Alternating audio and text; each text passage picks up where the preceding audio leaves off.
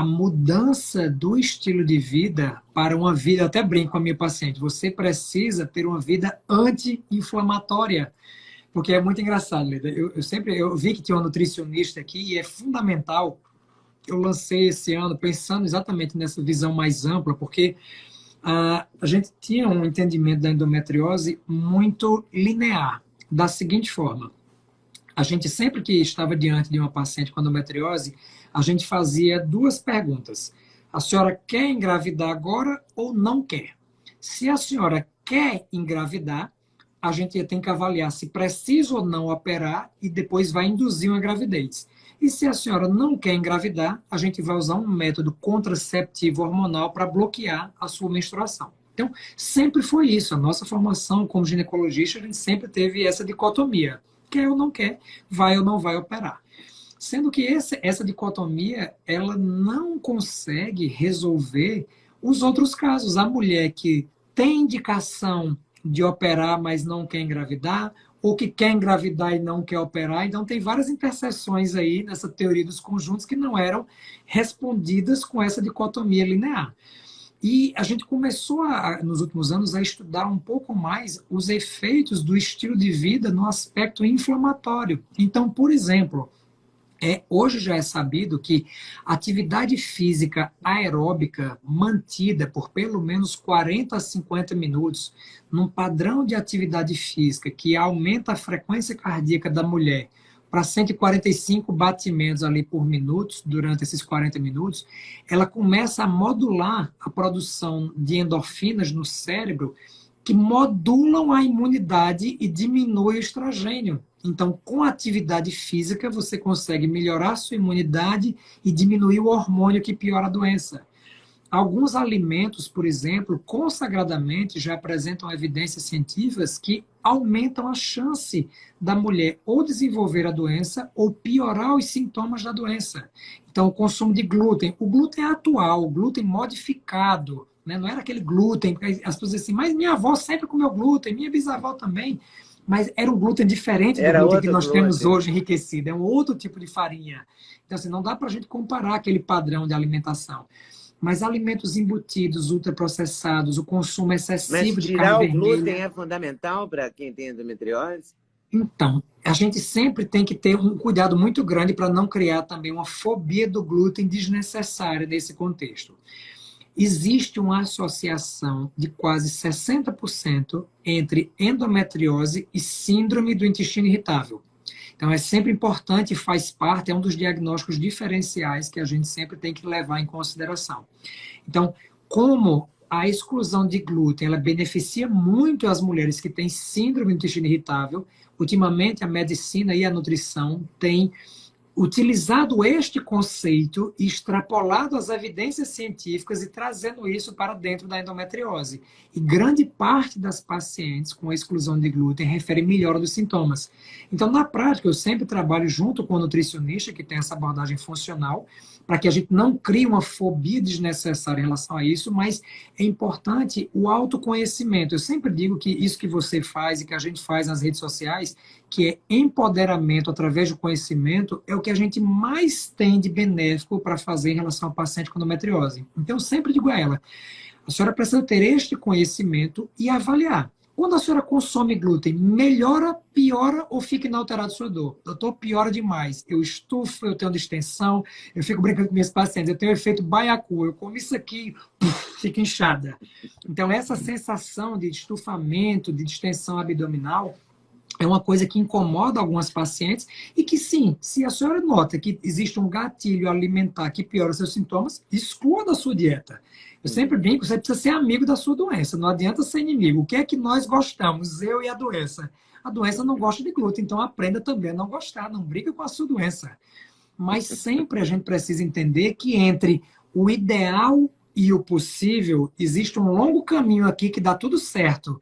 E quando o ideal não é possível, o possível torna-se o ideal para aquela paciente. E está tudo certo também.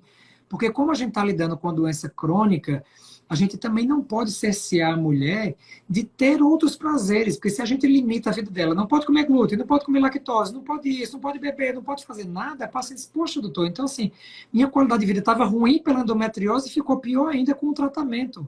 Então a gente precisa alinhar essas expectativas com a paciente e ter uma equipe multidisciplinar, sabe, Leda? A endometriose ela é uma doença que também afeta a bioquímica cerebral, então existe um risco aumentado de ansiedade, de depressão, porque a paciente viver sobre dor o tempo inteiro, isso é muito desgastante para ela. Então é muito comum as pacientes terem muitas mudanças inevitavelmente, toda paciente com endometriose vai ter algum momento da vida com uma mudança de humor, de depressão, de mais ansiedade. Então, um psicólogo entra muito bem nesse contexto, uma nutricionista funcional entra muito bem nesse contexto, a fisioterapia pélvica para diminuir um pouco as dores que essas pacientes apresentam na relação sexual, ou as disfunções do hábito intestinal, isso também é melhorado com a fisioterapia pélvica. Então, a gente precisa sempre estadiar essa paciente, alinhar as expectativas e ter um leque de outros profissionais que podem contribuir muito para a melhora da qualidade de vida delas. Quando você fala as pessoas, de modo geral, as nutricionistas e os médicos preocupados com a saúde, que são mais radicais, tiram o glúten, tiram os laticínios, tiram o álcool, tiram... Você vai viver até 120 anos, sem beber, sem comer, sem... Pô, não sei se também eu quero isso, entendeu? Exato. Agora, a verdade é a seguinte, o glúten, ele é inimigo de muitas doenças, né? Ele Sim. implica em muitas coisas. Os laticínios também? Também, porque, na verdade, assim, ó, existem algumas proteínas presentes no leite e nos derivados que têm um potencial inflamatório, que a gente fala muito da lactose, né? Ah, eu tenho intolerância à lactose, todo mundo só pensa na lactose. Mas a caseína, ela também é uma proteína inflamatória. A beta-lactoalbumina é uma outra proteína inflamatória que está presente no leite. Então, às vezes, você pode ter algum grau de intolerância a outras proteínas e não a lactose necessariamente. Até porque, por exemplo, o teste de intolerância à lactose, ele também tem caseína e beta-lactoalbumina, então já está um pouquinho viciado. Às vezes você não tem a lactose, você tem os outros componentes. Porque, na verdade, é muito difícil a gente fazer. A lactose é um açúcar. É muito difícil o nosso organismo fazer uma relação imunológica a açúcar. Geralmente ele faz a proteínas. E aí a gente tem várias coisas, porque assim, o glúten, ele tem uma semelhança estrutural com outras proteínas do corpo. Então, o que é que acontece? Como é que funciona de forma grosseira? Isso é mais uma analogia para as pessoas não pegarem literalmente no pé da letra. Então, vamos imaginar o seguinte. Nós temos o glúten, que é uma sequência de aminoácidos, que são pequenos fragmentos de proteínas, que tem uma sequência assim, ó, A, B, C, D. E aí nós temos, por exemplo, uma proteína que é uma enzima proteica da tireoide, que é a peroxidase. E a tiroperoxidase, ela tem uma sequência A, B, C, A. Então, o que é que acontece? Diante de uma pessoa que tem intolerância ao glúten, o que é uma intolerância? O corpo identifica que aquilo não é próprio, não é saudável para o corpo. E gera uma resposta imunológica para atacar aquela sequência. Então, ele diz, poxa, isso aqui não é bacana, eu vou gerar uma resposta do meu organismo que vem e ataca aqui o glúten. O que acontece é que o glúten tem semelhança estrutural ABC com outras proteínas do corpo. Por isso que você comentou, e é bem isso. O glúten é inimigo de muitas doenças porque existem sequências proteicas do glúten que apresentam em outras enzimas e outras proteínas do corpo. Então, quando o corpo ataca, por exemplo, nesse contexto desse exemplo aqui que eu estou dando, o glúten, você também ataca enzimas da tireoide. Por exemplo, é um caso meu. Eu tenho a doença de Hashimoto, que é uma doença autoimune da tireoide. E no meu organismo, que tem um certo grau de intolerância a glúten, quando eu consumo glúten, eu pioro os anticorpos da tireoide. Eu crio uma reação imunológica, porque endometriose é uma doença com componente imunológico. Então, a gente tem que ter muito cuidado na alimentação, mas, assim, não radicalizar. Não existe uma dieta que dê certo para todo mundo que tem endometriose ou que dê certo para qualquer doença. Então, individualize e personalize, porque, por exemplo, a nossa imunidade intestinal, ela é própria. Nós temos uma flora, a microbiota intestinal, que determina o grau de interação imunológica que a gente vai ter. Então, eu fico brincando que é o seguinte, ó, a nossa microbiota, as bactérias que habitam o nosso intestino, elas são como se fosse um código de barra. E aí, quando você come um alimento, eles assim, se esse produto, esse alimento, ele tiver codificado aqui no meu supermercado com o código correto, eu gero uma reação de imunotolerância. Comi uma maçã, aqui na minha microbiota intestinal, ele identifica, maçã é maçã. Maravilhoso, maçã faz bem, eu gero imunotolerância. Mas eu estou comendo aqui um glúten, acabei de comer aqui um farináceo. Quando eu chego aqui, o código de barra está defeituoso. A leitura foi, isso aqui não é bom para mim. Quando eu gero essa reação, eu gero a reação de imunorreação.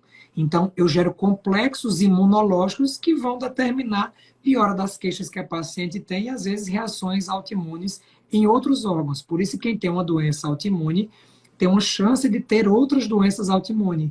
E a autoimunidade da endometriose é um dos grandes questionamentos atuais. Tem alguns trabalhos mostrando que existe sim uma ação da imunidade na endometriose. Então, sempre que a gente está diante de uma mulher com endometriose, é importante investigar também outras doenças autoimunes. E aí pode investigar por exame de sangue? Sim, a grande parte desses são identificados por exame de sangue, avaliação de intolerância a glúten, de anticorpos na tireoide. Mas é o quê? É um exame específico de intolerância alimentar? Ou é aquele exame de sangue, sei lá, o Fandel alterado? Eu me lembro que sempre eu fui o terror de vários médicos com o meu FAN alterado. E alguém sempre diz, a gente tem que esperar que doença autoimune vai explodir, você vai ter. Né? Hein? É onde vai explodir, né? Porque o fã é só um marcador de autoimunidade. O fã vai explodir. Deixa ele bem silenciado, isso é interessante. Ele está quieto, eu estou feliz dele estar quieto, mas não sei se ele vai ficar quieto. Quanto tempo ele vai ficar quieto? Deixa ele aí bem quietinho. Module a inflamação, module o estresse, a ansiedade, durma bem, alimente-se bem, que o fã fica lá bem quietinho na dele. Mas é isso, Lê. Você tem as duas opções. Hoje em dia, a gente tem uma série, a genética, né? Depois do projeto Genoma de 2000, a gente hoje consegue fazer uma medicina de precisão, que é uma coisa absurda, as informações que nós temos. Nós temos testes de microbiota intestinal, para saber que tipo de bactéria a gente tem. Nós temos testes de intolerâncias alimentares genéticos. E como é que faz esse teste? Por exemplo, o teste de intolerância de microbiota. Eu adoraria fazer. É super interessante. Que exame é esse? Eu lhe passo no seu WhatsApp daqui a pouquinho, quando terminar. Mas é um teste super simples. Você evacua e você pega um cotonete, que chama um suave, que ele está aqui estéreo, você toca nas suas fezes e manda isso para um laboratório e eles fazem um sequenciamento genético. Um exame super simples de fezes. Olha. E nós temos exames de intolerâncias alimentares. No sangue também, um exame simples de sangue, geralmente você pode fazer ou ele coletado no sangue, tem alguns que tem até um papel cartonado, que a gente tira uma gotinha de sangue na mão e você toca nesse papel cartonado e eles também avaliam o sequenciamento genético. Tem exames para avaliação de metabolismo urinário, então às vezes tem exames que a gente dosa hormônios na urina para avaliar se eles estão descompensados. Então, temos várias formas de fazer isso aí. Gostou do corte que você acabou de ver? Vale a pena conferir com certeza, né? Então vai conferir muitos outros cortes no canal de cortes Leda Nagli. É claro que a entrevista completa você vai conferir no YouTube Leda Nagli, canal Leda Nagli do YouTube, você não pode perder de jeito nenhum. Valeu, tô te esperando, hein? Vem nessa!